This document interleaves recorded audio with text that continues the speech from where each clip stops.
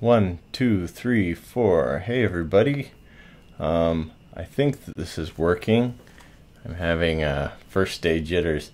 All the stuff that I set up didn't work, and so I had to go down to IT and ask them how to do it better, and they gave me a cord, so I'm not doing this wirelessly. So I've put the questions that we're going to try down at the bottom, and so I think this is going to go well. I gotta futz with some of the things. Try to open this channel up. Stupid. All right. Thing. Wonder if anybody's watching. So streaming should be on right now. Nobody's watching, but that's okay. I'm gonna turn off the sound here. You might be able to hear it slightly. Hey, quiet, quiet, mute. Okay, so I'm going to. Oh snap! I gotta sync this thing. Hold on. It's not working, is it? No, I gotta sync a thing. Hold on a second. We're ready for black.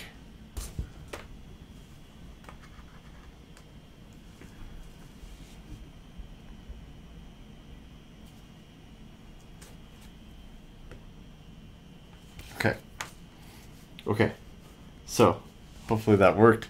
Let me see if the thing is working. Oh, get out of here, you. Let's see if the screen is working. Hey, are you working? Okay, you're working.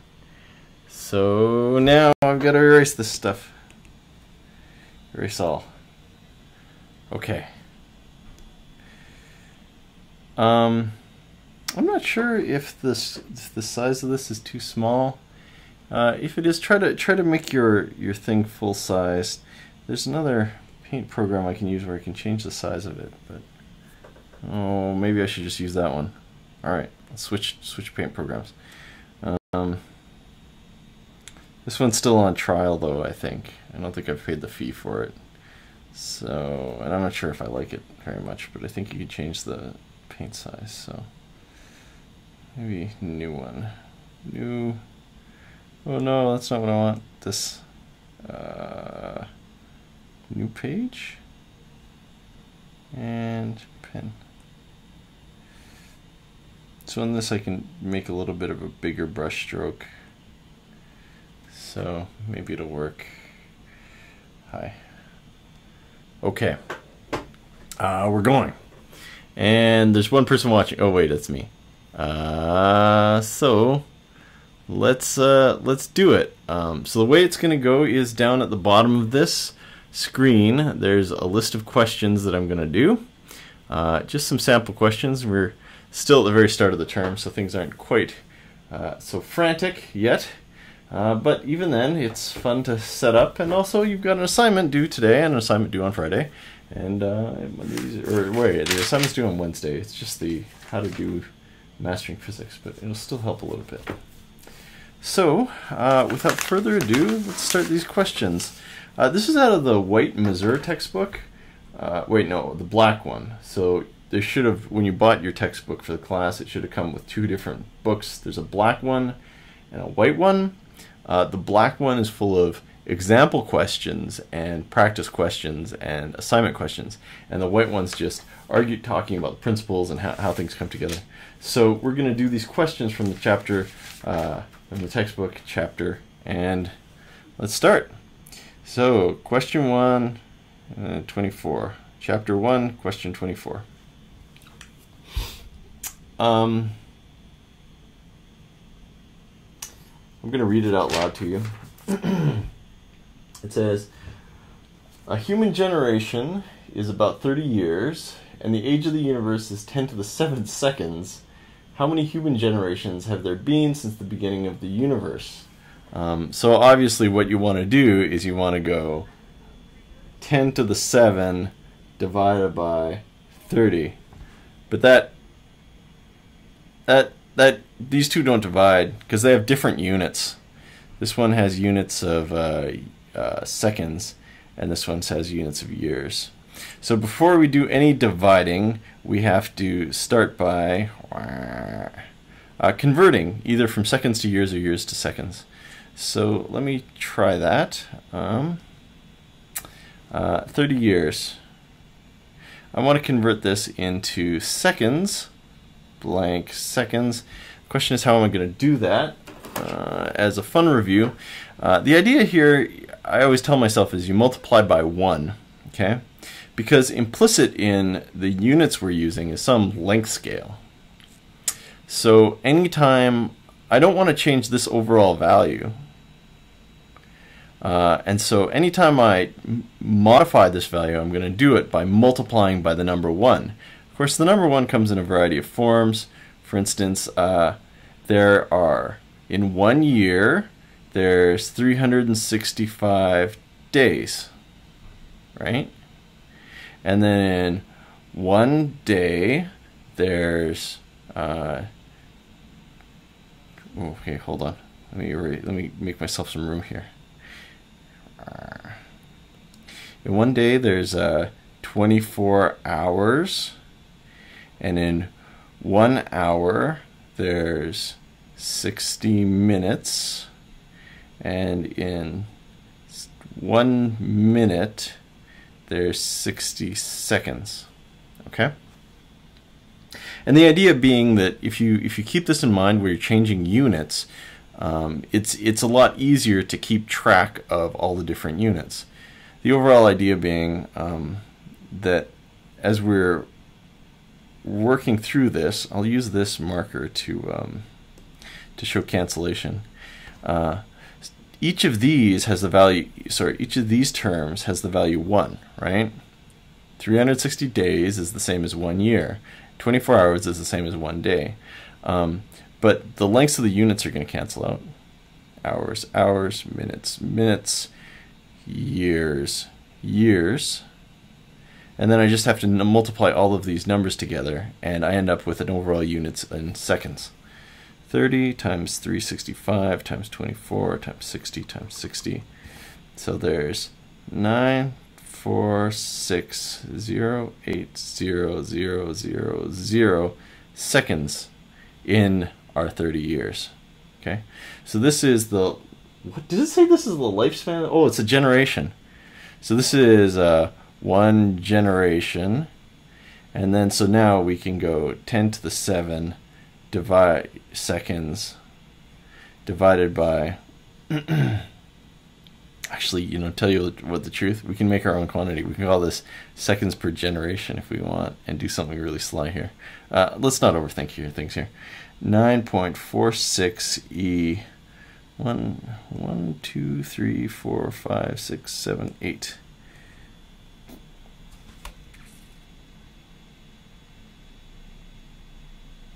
What?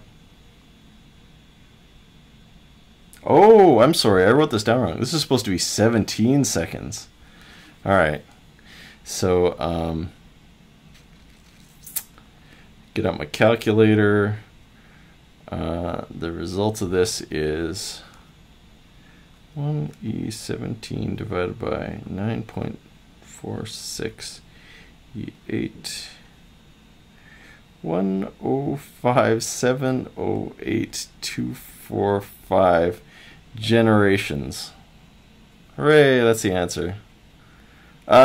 Sig figs here. Like, I stuck with 3 sig figs here, so all of these higher level numbers, these ones here, they're uncertain. So technically I should be writing this thing in scientific notation. 06e 1, 2, 3, 4, 5, 6, 7, 8. 8 generations. That's how many generations have been since the start of the universe. Alright.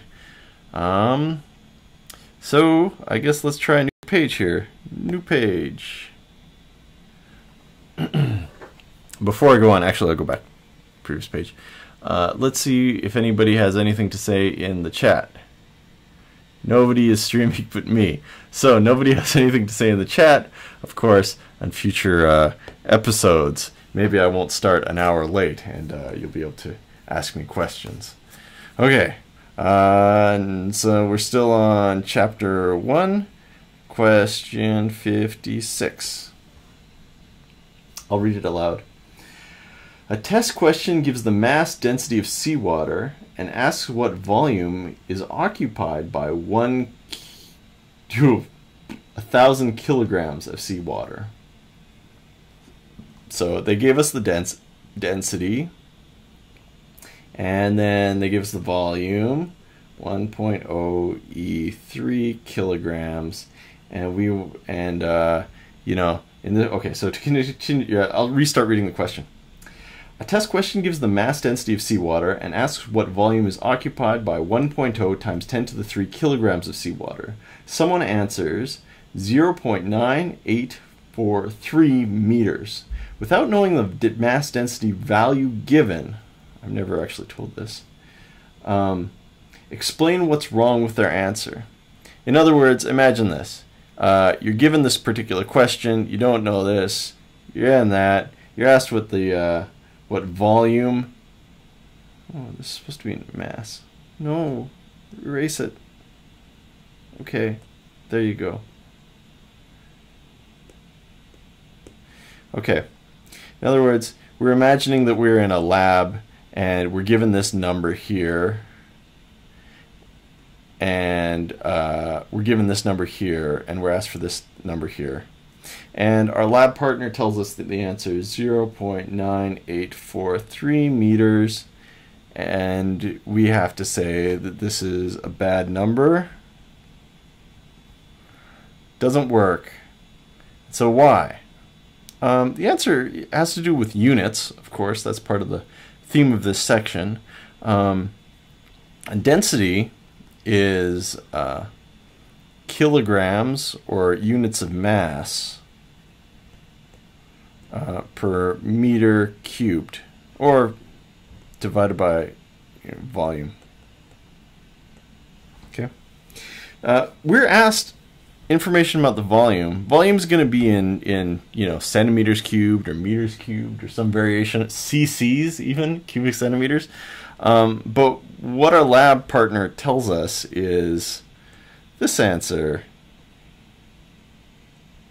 You'll note that this should be a 3.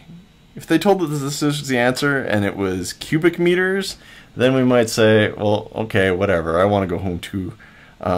But because they said the answer is in units of meters, it's not a unit of volume, and so it's a unit of length, and so it doesn't work. No, no, no. Santa hat.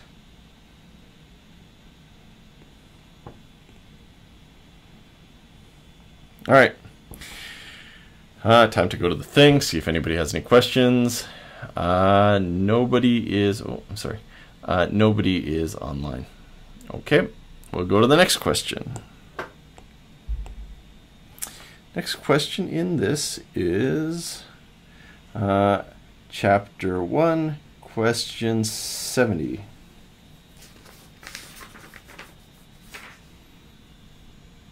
I'll read the question aloud. It says, a water tank is filled with 50 times 10 to the 3 liter capacity. What's the tank's volume in cubic millimeters? B, what is the mass of the water in milligrams? And C, if you drank 8 average-sized glasses of water a day, how long would the water in the tank last? This is a fun question. Hold on a second, please. All right. Oh, wait, no, I did that wrong. Hold on. Ow, ow. Okay. Okay, we're good. All right. We have 50 times 10 to the 3 liters. Question A wants it in millimeters cubed. So if you're not really good at the metric system, a lot of these might be a little bit head scratchy, but I think I knew how to do this when I was in grade 3. And I wasn't a particularly clever 9-year-old, because 1 liter is equal to 1 cubic deciliter. Oh wait, decimeter. Oh no! I think it's a little d too. Decimeter cubed, which is equal to 10 centimeters on every side. Just think of a milk carton, a 2-liter milk carton that's been cut in half down the middle alongside. You get a cube, each edge of those cubes. Hey, why don't you draw a picture? So here's a liter, your milk carton. One length of this is 1 decimeter, which is equal to 10 centimeters. Okay, so 1 liter is 10 centimeters cubed. Alternatively put, 1 liter is 100 millimeters cubed. So this is going to be 1 E2 millimeters cubed. So that's 1 E6 millimeters cubed. Okay, so how many is this? 50 times 10 to the 3 times 1 E6 millimeters cubed. So that's 50 E9 cubic millimeters. Okay, so B.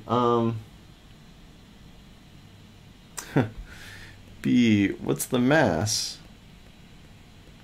The nice thing about this is that the mass is given, or we know that it's a mass of water, and water, fresh water, is used as the standard for the metric system. So 1 liter of water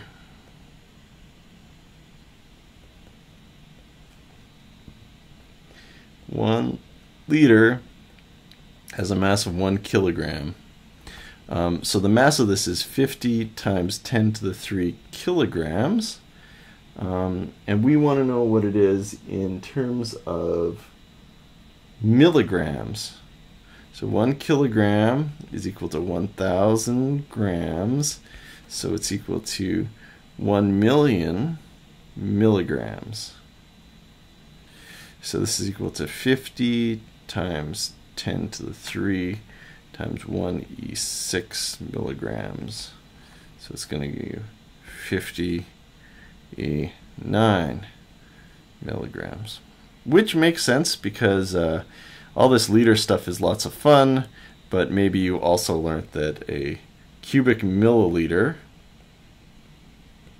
of water has the mass of 1 gram.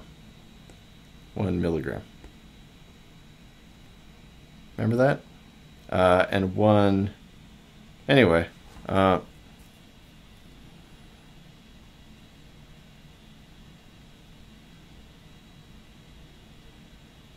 wait, a cubic milliliter of water has a mass of 1 gram, not a milligram. Forget I said all that.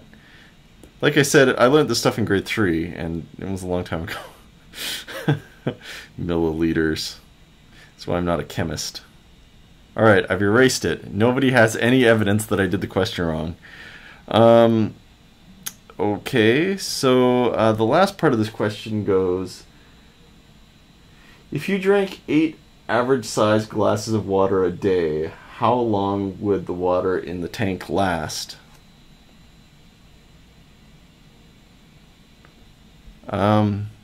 This is a fun question because it's kind of an order of magnitude calculation-ish. Like it's a back, we call these back of the envelope calculations.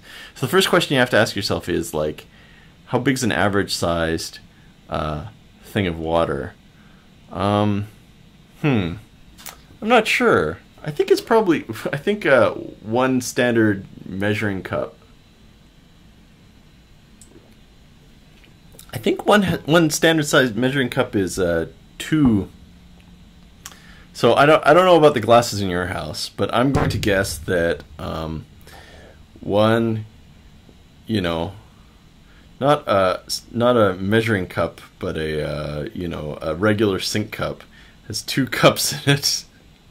which I think is about, I think that's about half a liter. Because I think 8 cups, 4 cups is a liter. Well, technically 4 cups is a, what is it, quart? And a quart's almost the size of a liter. So let's say that there's half a liter in a cup. The cups in your house might have bigger or smaller liters. And so each day, I'm going to drink 8 of these, I guess. So then that's 4 liters. And so 4 liters a day. And so I have to go 50 E3 liters divided by 4 liters per day. And the result should be 1.25 E3 days. So only a few thousand days to drink all this, which is fun. All right, time to go check the stream. Nobody has said anything, so that's fun. I guess let's go to the next question. Next question. Chapter 10, question 26. Whoa, we're already at chapter 10. The vector stuff that we introduced in last lecture is all in chapter 10. And you should know, I told you that there's an assignment due on it this Friday. The assignment mostly is tutorial style questions. There's a lot of different types of questions in the book on the Mastering Physics system. Some of them are like word problems, but others are tutorial style questions where you're kind of led through the process of solving the question and you learn how to do this type of problem by answering it. So those are fun, but that said, I still wanted to do a couple examples for fun on how to do these questions. So these are vector problems, of course. So I've got 5 vector problems lined up. Let's just knock them out. 2.0 I hat plus 3.0 j hat minus 4.0 I hat plus 5.0 j hat, and it asks us a variety of things about these vectors. A, calculate them added together. That's not hard.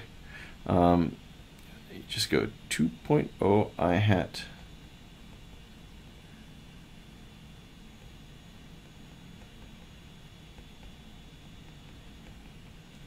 j hat. You're just going to add them up. I'm going to do it vertically like this so you can see which terms I'm adding together. I'm adding together the like terms with coefficient I. So, come on, be nice. Why aren't you giving me my thing? All right. In other words, these numbers, I'm going to combine them together. These numbers, I'm going to combine them together. You dig? Okay, and also a bigger pen. Good. So this gives me 2 minus 4 is minus 2.0 I hat and 8.0 j hat. And that's that vector.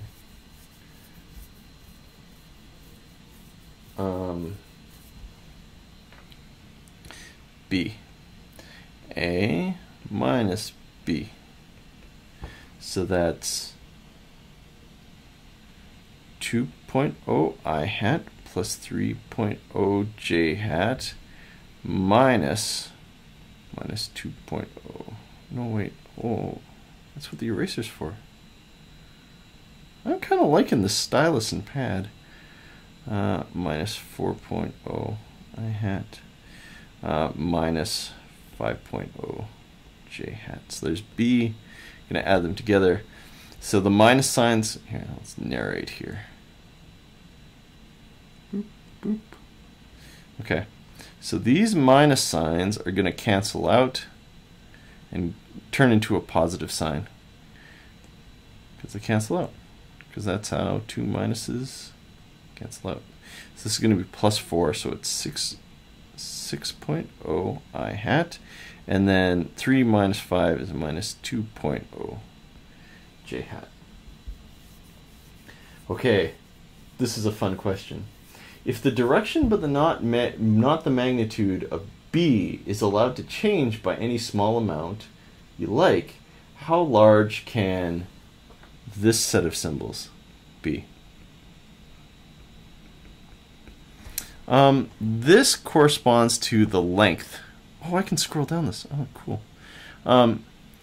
So these symbols here, these bars, they're called absolute value signs. I guess I'll draw with this. These guys, they're called absolute value bars. In this case, in the case where we're talking about vectors, they talk about the length of the line. So a vector is an arrow, and those lines say, how long is this line? So use Pythagoras. But this is a really fun question because it's super visual. Oops. Okay.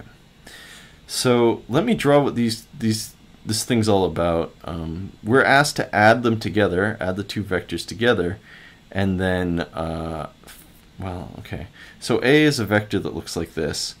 Looks like that. I'll break it down. So this is 2 units this high and 3 units this high. 1, 2, 3. Okay. And then this vector here is 4, 5. So it's minus 4, 5. That looks like that. Okay. So it's 4 this way. 1, 2, 3, 4. And then 5 up. 1, 2, 3, 4, 5. 1, 2, 3, 4, 5. Okay. Okay. So essentially, when I add two vectors, I end up with this configuration. Here's our A vector down here. This guy is A, and this guy is B. Okay? And when I add them together, I end up with a new vector. I'm going to draw it. I guess I'll use a different color, because hey, why not? How about green? Oh, right, some people have trouble with green and blue, so I will use, I guess, orange. So you end up with a new vector, this one here in orange that I just drew. That's A plus B, okay? And we're interested in talking about the overall length of this line. So, that's the setup to this question. How do we answer the question? The question is, how big can this number be? How small can this number be? What you're going to imagine is that this B vector is on a hinge. Hold on. Before I erase things, so the AB vector is the vector that goes, oh, what did I do? It's the vector that goes from the bottom of the A to the top of the B when they're connected together. Okay? It's smaller than it should be. Whatever. Bigger pen. Oh no. Alright, I don't know how I did that. Never mind. Okay, so the A plus B goes from the bottom here to the top up here. Goes from the bottom to the top. And what we're going to imagine is that this B vector is a stick. It has the same length as always, but it's allowed to swing. I'm going to clear some room out here. It's allowed to swing, pivot along its point. Okay, so it's pivoting off, oops, it's pivoting off the top of A right there, but it can go anywhere. So all of the different positions can lie along this circle. I could draw a better circle than that. All the different positions it could lie along this circle. Okay?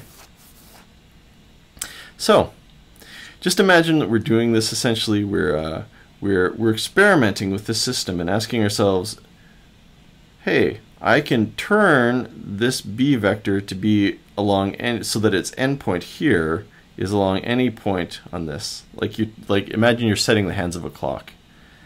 And the question you're asking is, what's the biggest this red line here can be?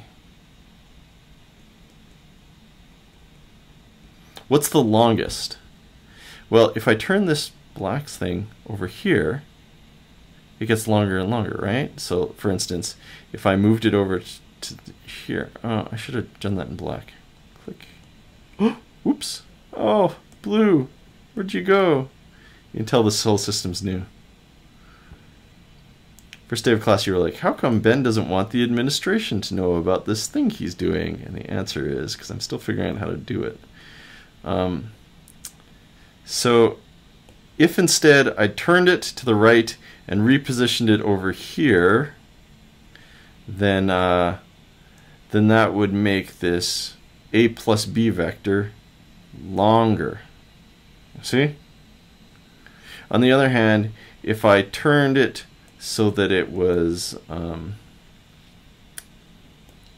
turned it the other way, so that it was over here, then the a plus b vector, this one in red, it'd get shorter.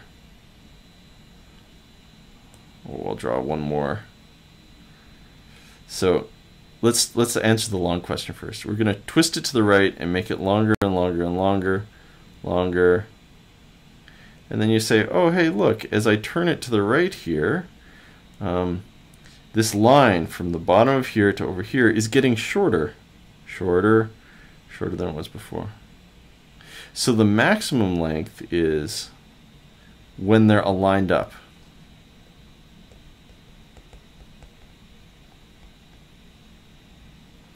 And the minimum length is when they're counter-aligned.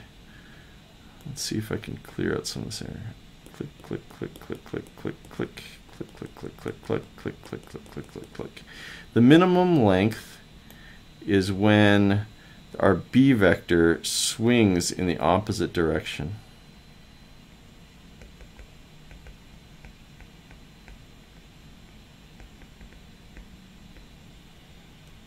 So when they're counter-aligned, our red a plus b vector is going to be much smaller.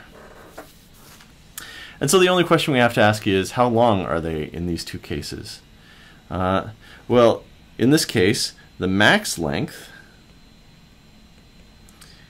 when they're lined up, you've got your a vector here and your b vector here, and the a plus b vector will be the two lengths combined. So all I have to do is figure out what the length of a is,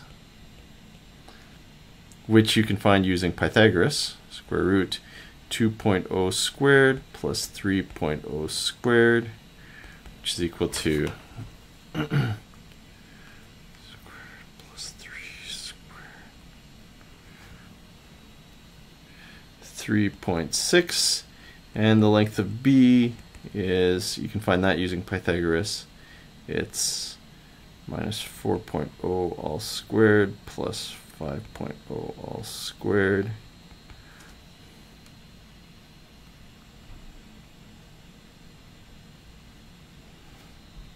.4.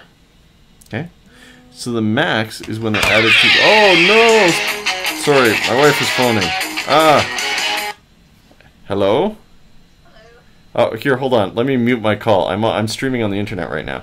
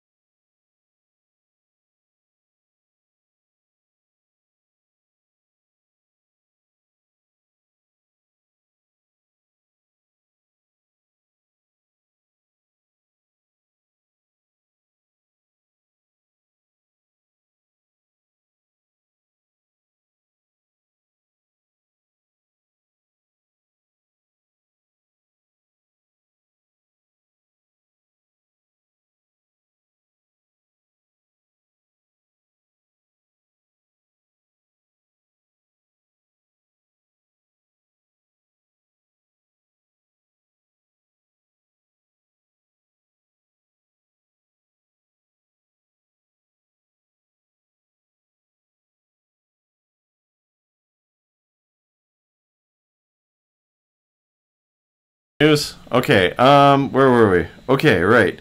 So like I said before, these symbols here, the lines, they indicate that we want to know how long the vector is. So the max is just going to be these two numbers added together. 3.6 plus 6.4, that's about 10.0. And the min is going to be the difference between them. 6.4 minus 3.6, which is 2.8.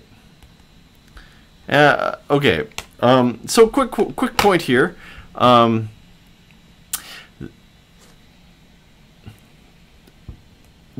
you might be kind of panicking right now because you might be asking yourself, oh no, am I supposed to know how to do all these? Definitely know how to do this. Definitely know how to do this. This part of the question is, I don't expect you to know how to do it, but what I wanted you to see while I did the question was a type of problem solving that I'm hoping that you'll learn over the course of the term, where you read the question and it's obvious that you have no idea how to start the question, and so you start to play with things. You take the question as it's given and you draw some diagrams and you fiddle around with things and you think things through, and even if you don't know any proper mathematics, it's still possible to reason this question out. So yeah, this question probably won't show up on a midterm or even on an assignment, because we know that you have better things to do than linear algebra questions. That's the type of mathematics that this fits in. It's called linear algebra. So let's move on to the next question. Okay, I guess that's now question number chapter 10, question 27. For the vectors A, B, determine A plus B and the magnitude of A plus B. Okay, so let me write these vectors out. A is equal to 3.0 I hat plus 2.0 j hat, and B is equal to minus 2.0 I hat plus 2.0 j hat. Part A asks us to calculate A plus B. I'm just going to do that right now. So this is 3.0 I hat plus 2.0 j hat plus minus 2.0 I hat plus 2.0 j hat. You add them together and you get 1.0 I hat plus 4.0 j hat. And then part B asks you for the magnitude.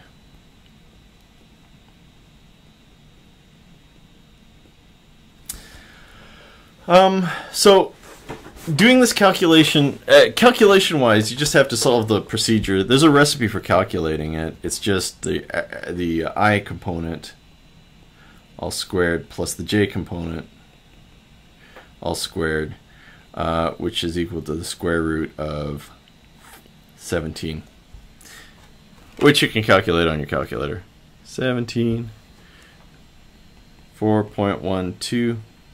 Okay, but that's not what I like about this. Oh, incidentally, the thing you're going to hate most about me is that my 4s look like 9s, apparently, to some people. My 9s look like this. I guess that's a Q. 9. Looks like that. So if it's loopy at the top, it's a 9. If it's boxy at the top, it's a 4. Alright, but that's not the point. The point here is that I want you to see the relationship between these. So I'm going to try to draw these vectors as carefully as I can. So here's my A vector. And my B vector looks like this. Okay. So the length of this side is 1, 2, 3, and the length of this side is 2, and the length of this side is 2, and the length of this side is 2. Okay. So when I draw the vector that's the two of these added together, here you go. The red one is A plus B. This is asking for the length of it.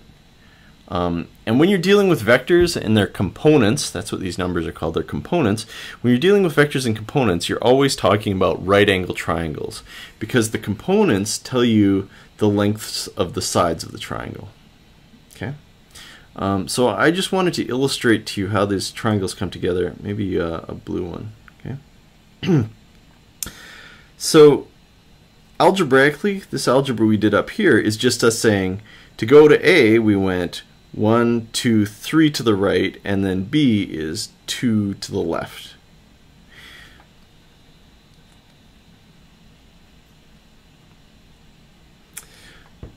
You can line up these boxes, these right angled boxes I've drawn here, and then you can complete the sides and make the overall thing a rectangle. So the length of this side is 3, the length of this side is 3, the length of this side is 2, so the length of this side of the triangle here is 1. And the y components, the j hat components, didn't cancel out. They're in the same direction. So this side of the thing is 1, 2, 3, 4.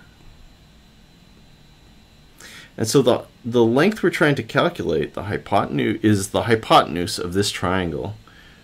1 squared plus 4 squared. That's this guy and that guy. Okay?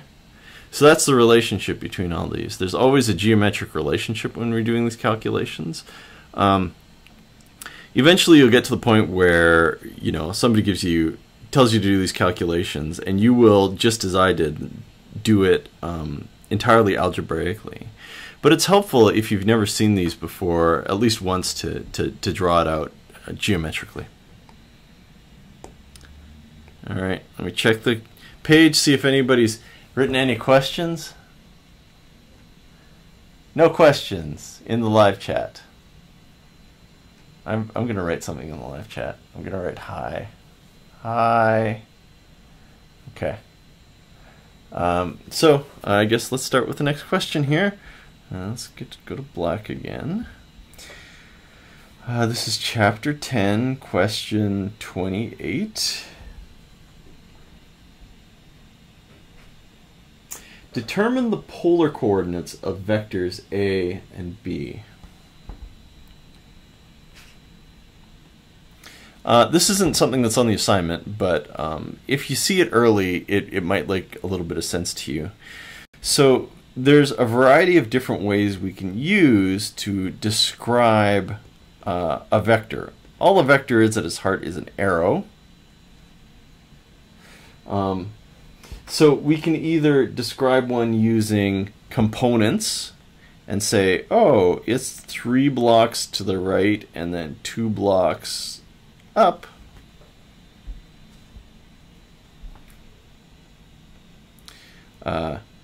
Three I hat plus 2 j hat. Or alternatively, what we could do is we could say, hey, imagine this is a clock. How far away from the center is this point? What's the hypotenuse? And then we can also ask, what angle is it between the, I guess that's the I hat line, and the line in question? And we can do this decomposition. We can do this description of vectors in terms of their angle and their length. I guess I'll call it R. Their angle and their length, because any point in two-dimensional space can be reached using a line from the middle. So you're like, hey, this one is of a certain length, and length here, and it's of a certain angle, probably bigger than 180 degrees. Okay? So the question is, how do we do it? Is there a way to clear all these? Clear all. Siri, clear all.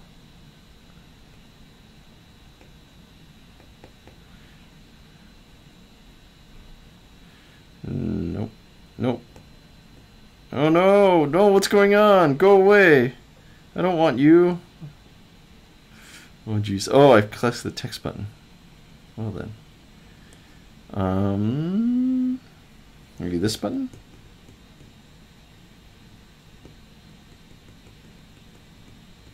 Undo. Undo. Undo. Alright, fine. Alright, wait. Cut? Can I cut these things? Oh no. That's not what I want. Okay. I'll just erase things old-fashioned style. So the question is, how do we go between describing things as angles and lengths, that's polar, and describing things in terms of your I hat and J hat? And there's a connection here, and the connection, as you might imagine, is entirely geometric. I hat, J hat, and then here is our vector A, and I'll write that 1, 2, 3, and then 1, 2 here. Okay. So, in other words, R is just the hypotenuse. What's the hypotenuse of a right angle triangle? It's base squared plus the height squared, square root. So that's square root of 13. This is 3.6. And then the angle here can be found using your trigonometry. So tan of the angle, whatever that is equal to opposite over hypotenuse. Opposite over adjacent, sorry. And so you take out your calculator's handy dandy arctan function, and that gives you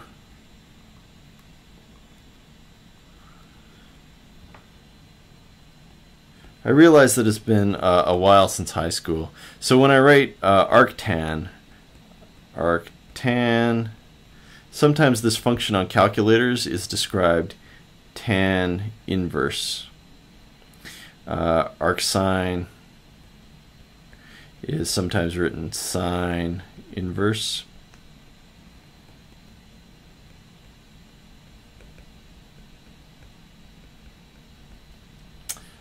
Usually I try to stick with these descriptors, but your calculator writes these ones.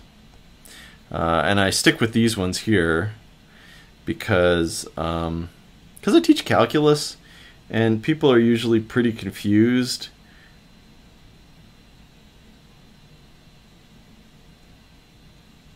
When you see sine minus 1, they're like, sine minus 1 of x. Isn't that equal to 1 over sine of x? And it isn't. It's not. These two aren't equal. So people get confused with that in calculus, and so when you ask them to take the derivative of arcsine, they take the derivative of, that's the cosecant function instead. So, for the most part, I'll be sticking with this nomenclature arcsine, arccos, arctan, but you need to know that on your calculator they're written like that. Next one, did I finish the problem? The other one asked for another polar coordinate one, that's fine, whatever. Oh, you know what, I should do the other one. Okay, I should do the other one because it's actually pretty illustrative. Part B of this, minus 2 I hat plus 2 J hat. That's a vector that looks like this. So it's 2 to the left, 1, 2, and then 2 up, 1, 2.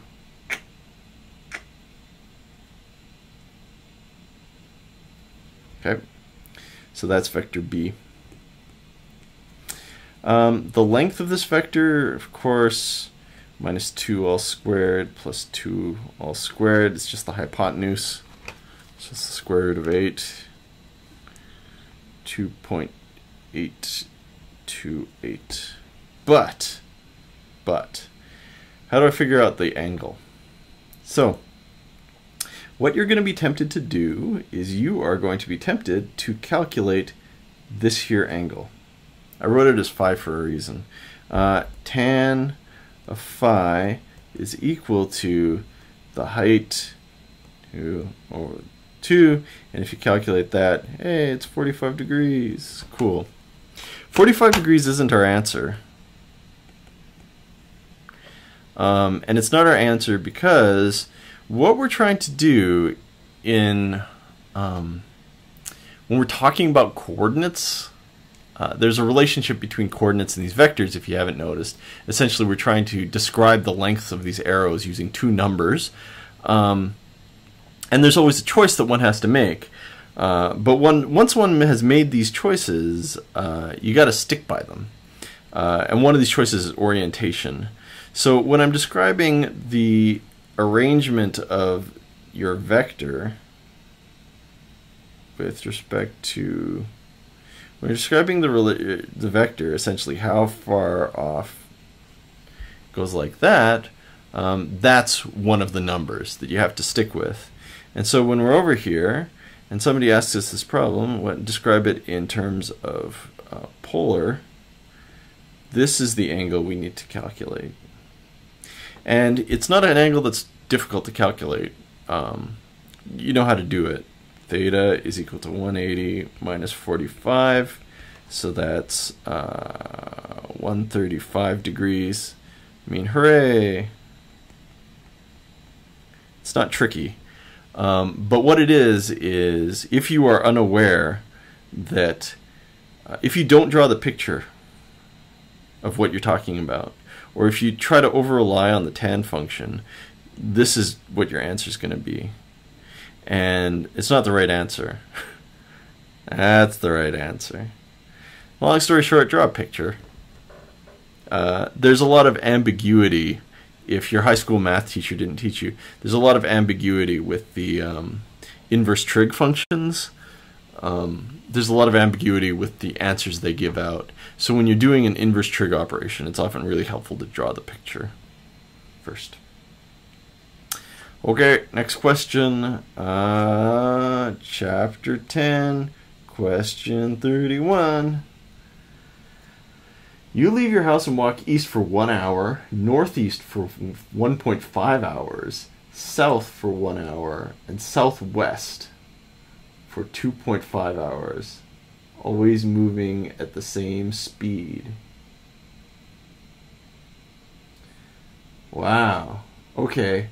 Realizing it's going to get dark soon, you head directly home. How long does it take to walk directly home if your speed stays the same as it was on every leg of the walk? So they gave us everything in terms of hours, and they're saying, imagine the speed is constant. And what that means is the answer doesn't depend on the speed. You can choose any speed you want. So let me just illustrate what this looks like. You leave your house and walk east for 1 hour. Then you walk northeast for 1.5 hours. So I guess northeast, they're just assuming that it's going to be direct 45 degrees. Then you walk south for 1 hour. Then southwest for 2.5 hours. And then you want to go straight home. And so the path you take home is going to be this one here. Okay? And so essentially the question we're asking is, if I know all of these vectors, and I add up all these vectors together,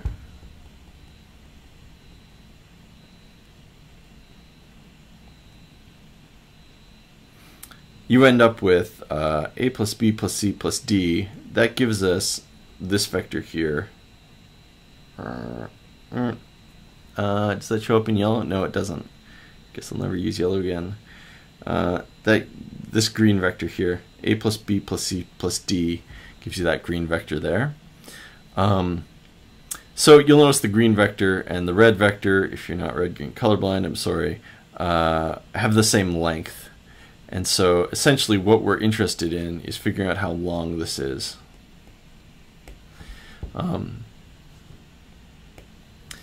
So how do we do that? What we're going to assume is, well, to add these vectors together properly, I need to write them in terms of components. So okay. So they've given us everything in terms of hours. So how far is that if I don't know how to calculate? And the short answer is, let's assume 1 meter per hour, just to be obstinate. Could have been 1 kilometer, but like I said, regardless of what you do, you're going to get the same shape. And depending on different speeds, this distance is going to be different, but it'll divide out. Oh yeah, long story short, we'll just assume that it's 1 meter per hour and then assign all these vectors components. That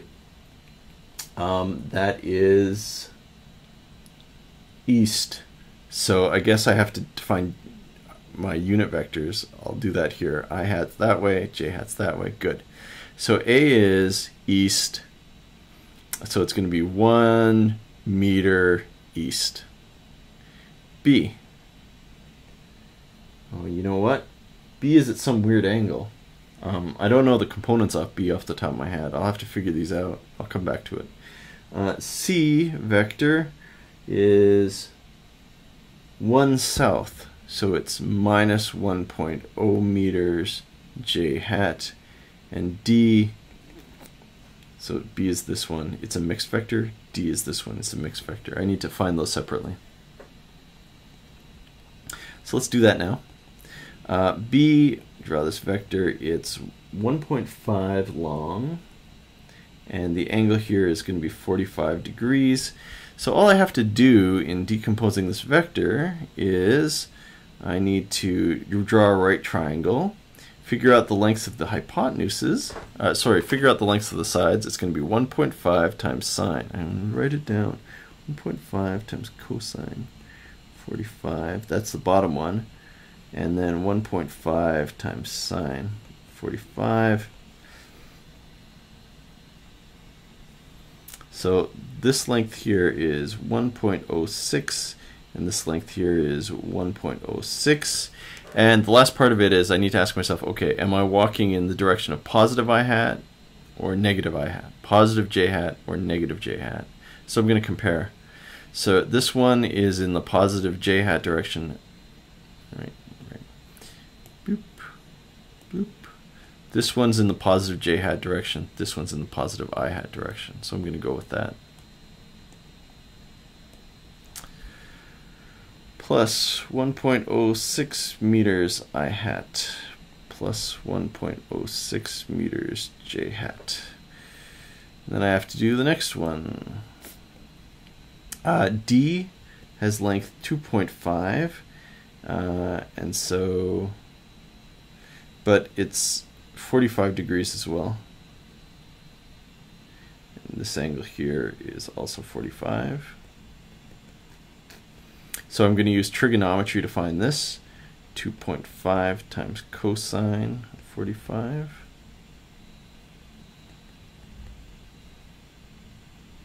Oh, sine.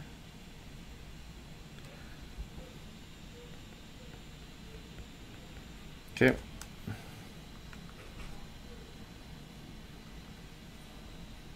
So this length is 1.76. Actually, it's 1.77. I guess if we're going to 3 sigs, we got to stick with it. And then this one is 1.77 as well. So the last part of it is I'm going to compare. So these, am I going in the positive I hat direction or the negative one? So I'm going to draw something here. Going from here to here means that first I have to walk in this direction. That's the negative j hat direction. And then I have to walk in this direction. That's the negative I hat direction. So it's going to be minus 1.77 I hat minus 1.77 j hat. Now I'm going to add them all up.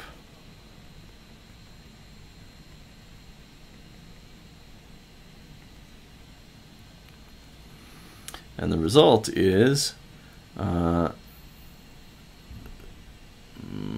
0.71 I hat minus 0.71 j hat.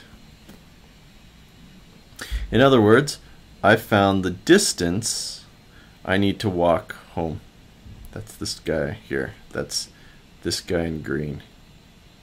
That's the distance I need to walk home. So that's... No, don't do that. Okay. So that's going to be... Well, I mean, you just use your Pythagoras. You know how long this is. You know how long this is. So, oh right, a plus b plus c plus d is equal to square root 0.71 all squared plus 0.71 all squared.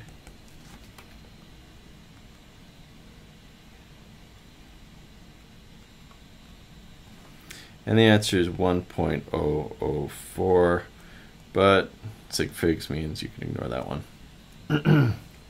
Okay, so if I'm traveling at 1 meter per hour, how long does it take me to go 1 meter? 1 hour. I'm an hour away from home.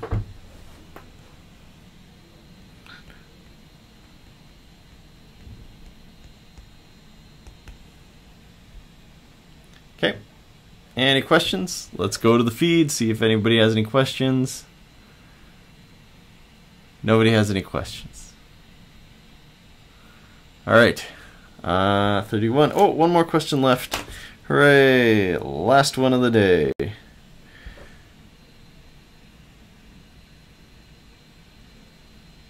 My computer thinks it's 9 a.m. It's very strange.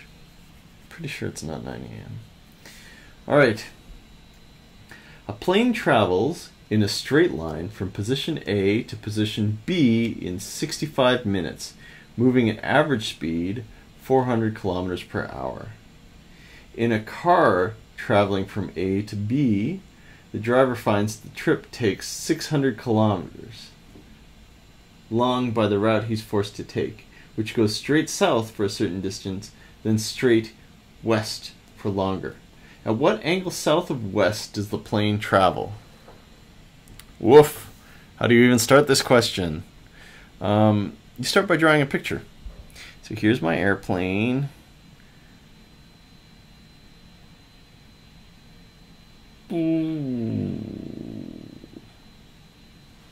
And here's my car. Okay. So the car's going to go south and west. Right? You know what? I drew my plane going in the wrong direction. Gotta make sure I get it right. Okay, so here's my car. Vroom. And then here's my aeroplane.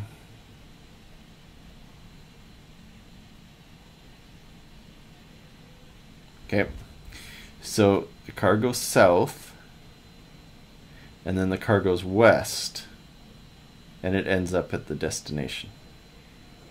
And this has two sides, A and B, and we know A plus B in length is equal to, maybe I should rewrite that, L1 and L2, and I know that L1 plus L2 is equal to, what is it, 600. Now the plane travels this way, and it moves at 400 kilometers per hour for an amount of time 65 minutes. So I'm going to convert 65 minutes into hours by dividing by 60. So that's 1.08 hours. And so this distance here traveled is equal to V times T. 400 times 1.08.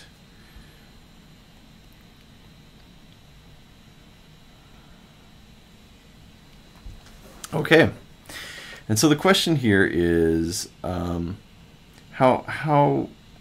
what's this triangle? Whoa, what just happened here? Oh, I'm touching it too close. Okay, so so the question here is, what are the sides of these triangles? I know that this side has length 432. I know that this is a right triangle. I don't know what L1 is, but I know that L2 is going to be 600 minus L1. So now I need to find what L1 is. How do I do that? In other words, I'm asking for this angle here. That's what the question's asking me for. It wants the angle west of south, right? Oh, south of west. South of west. So actually, you know what? It's asking for this angle here. But whatever. If I knew one, I know the other, because this is a right angle triangle. But long story short, if I knew what either of these sides were on the triangle, if I knew what this side was or this side, well, I know what that side is. But if I knew what this side is or this side is, because I know the third side, I could just use trigonometry. But I don't know what either of them are, as they're both question marks. Is there any equation that I know of that relates the three sides to a triangle? The answer is yes. It's Pythagoras.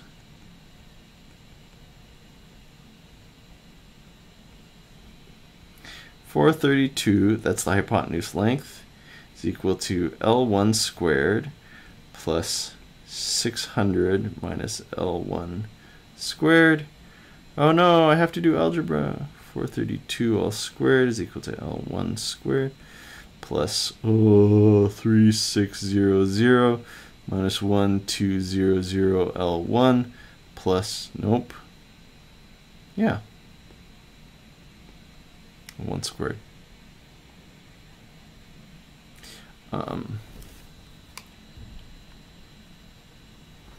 So this is 186624 is equal to 3200 minus 1200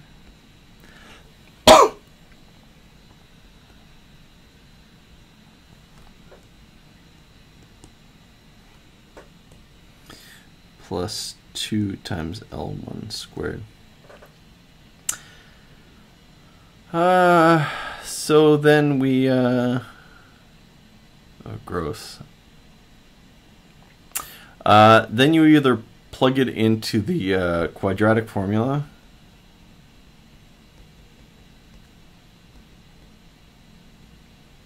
or you solve for L using complete the squares.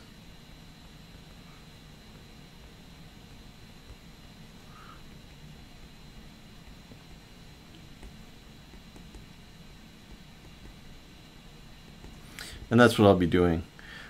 So a little bit of quick rearranging. I'm just going to combine these two. So minus 3200, and then I'm going to divide that by 2, and the result is 91712 is equal to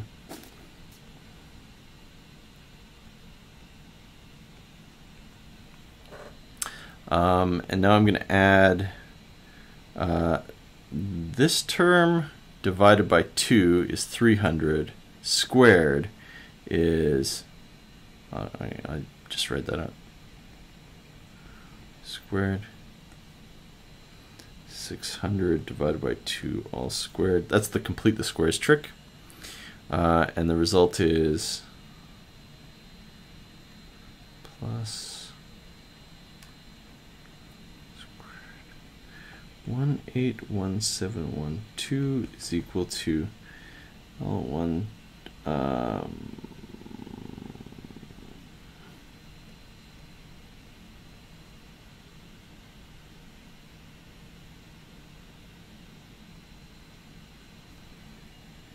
squared, and then take the square root of both sides.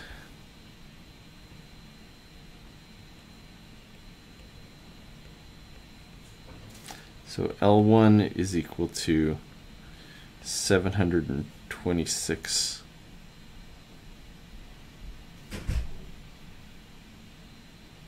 What? Oh, geez. This is supposed to be plus or minus. No, is that right? What did I do wrong here?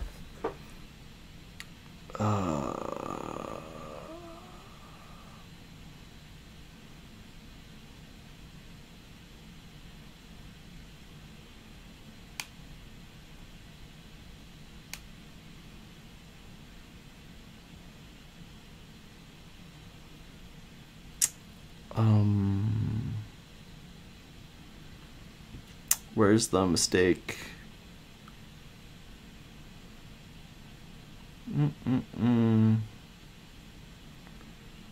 That part's right, I think.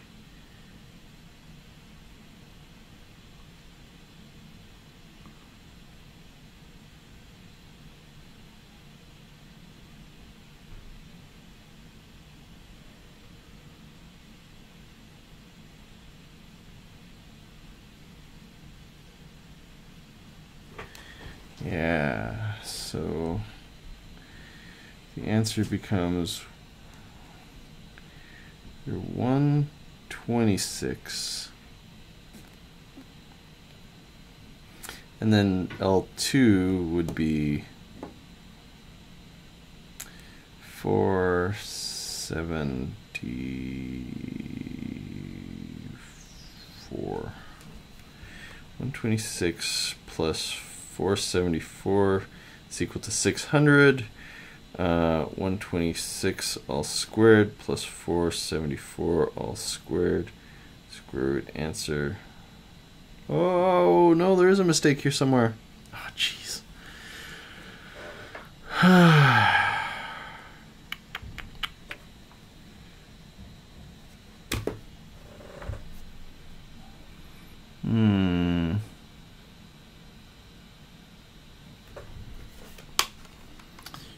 186624 minus 3200 divided by 2 is that 600 divided by 2 is 300 squared plus squared is that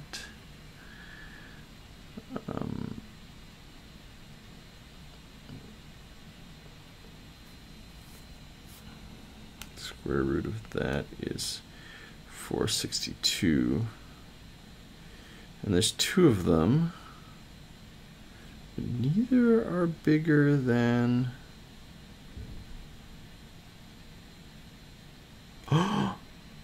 is that where I made my mistake?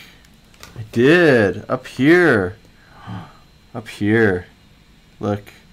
600 squared isn't 3600, it's 360000. Right.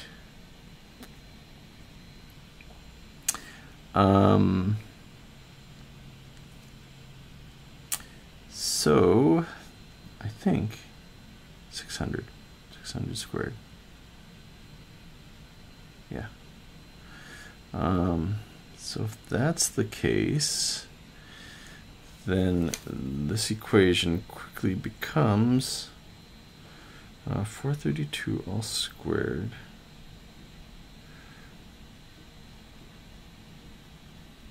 minus 36.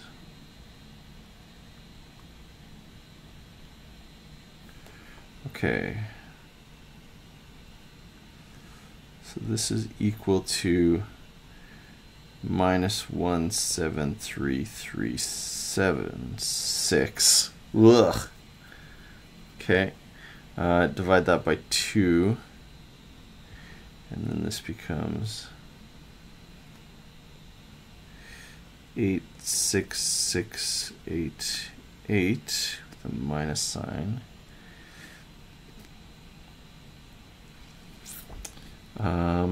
Plus 300 all squared, and this becomes 3312.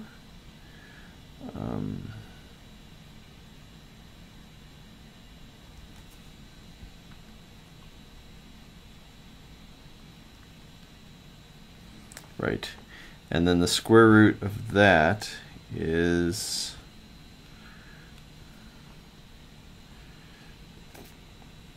57.5. Right. So that's what the plus or minus are about.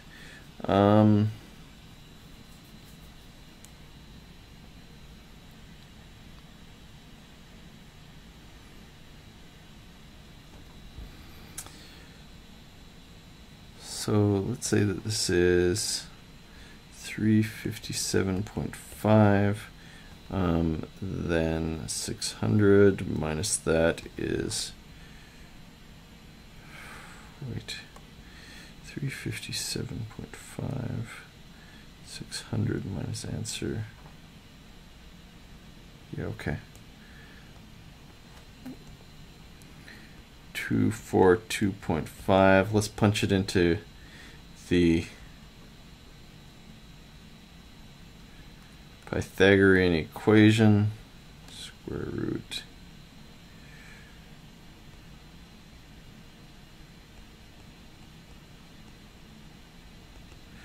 (431.98). Call that a right answer. Okay, well, error checked answer.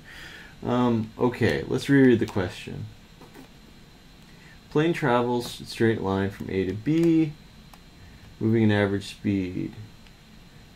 Cars traveling from A to B. The driver finds that the trip is 600 kilometers long by the route he's forced to take, which goes straight south a certain distance, then straight west for a longer distance. Okay, so here's the thing about the things I just calculated. When you do the Pythagorean theorem, when you do the completely squares trick, there's always this plus or minus. It comes from the quadratic formula as well. So in both cases, you get this problem. It's not a problem; it's an issue. There's just two values that satisfy this equation. Long and the short of it is, so I guessed that it was one of them, the plus one, and I got this number, and then this number, and I checked it using the hypotenuse, and I got the correct answer, this length of hypotenuse. The problem here is that this particular solution set doesn't satisfy the description. In the description it says you're traveling west longer than you're traveling south. I got to do the other one. This one's a no. Let's see. This one's a no. So you have to go with a minus sign. So L1 is 300 minus 57.5, so it's equal to 24.242.5. L2 is 600 minus that, 357.5, right. I'm going to plug these into the Pythagoras just to make sure. And yeah, I get the right answer. Okay, so long and the short of it is, there's your correct lengths, but we still haven't cracked the problem. The problem asks us, what's the angle? In fact, it asks us what this angle here is. Let's start by finding that angle there. And we're going to do it using the tan function. So it's opposite 357.5 over adjacent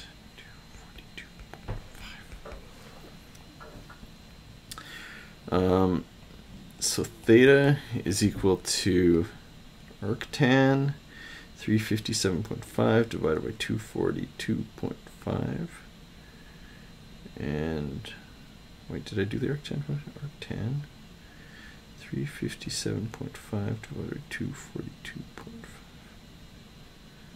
And you get 55.8 degrees. And so the angle they're asking about, south of west, is going to be 90 minus theta, which is equal to 34.1 degrees. Alright, so at this point in the game you might ask yourself, hey, why did I have to watch Ben do all sorts of mistake making and error correcting? Part of the point to these streaming video sections, unlike say a Khan Academy video, is one of the things I'm trying to teach you by example here is problem solving. And so sometimes, like, where was it? Like in this example, this question here, problem solving meant, hey, sketch a weird diagram and do all sorts of talking and do spatial reasoning. Crack the code. What are they talking about? But in questions like this, what I just demonstrated, there was some visual doings. I mean, interpreting, stuff like that, drawing pictures. But what you saw me do there was I reached the end of my calculation and the first time, and the numbers didn't quite make sense to me. I knew, for example, that both of these lengths should have been positive, and it was telling me that one of them had to be negative. And also, when I plugged them into the Pythagorean theorem, I wasn't getting the right length of hypotenuse. So I went back and I looked through my work to see if I could find a mistake. If you're doing an exam and this happens, definitely go back and look to find a mistake. But the long and the short of it is, part of problem solving is error. Checking to see if the answer you get makes sense. Asking yourself, do the numbers I get make sense given the drawing I drew? Because if they don't, well, maybe you've just discovered the Higgs boson. Maybe there's something fantastic in there. But also maybe you've made a mistake, like the one I did up here, and you have to go through your calculation again. It's onerous to go through the calculation again, but it's much less onerous redoing a calculation than it is, say, not graduating with straight 90% average. Boy, if you can graduate with a 90% average, you're going to have a pretty easy life ahead, whereas the rest of us have to struggle through. So check your work while you do it. That's part of problem-solving culture. Okay, that's it for today. Thank you very much. I'm going to end the stream now. Have a nice day. Good luck.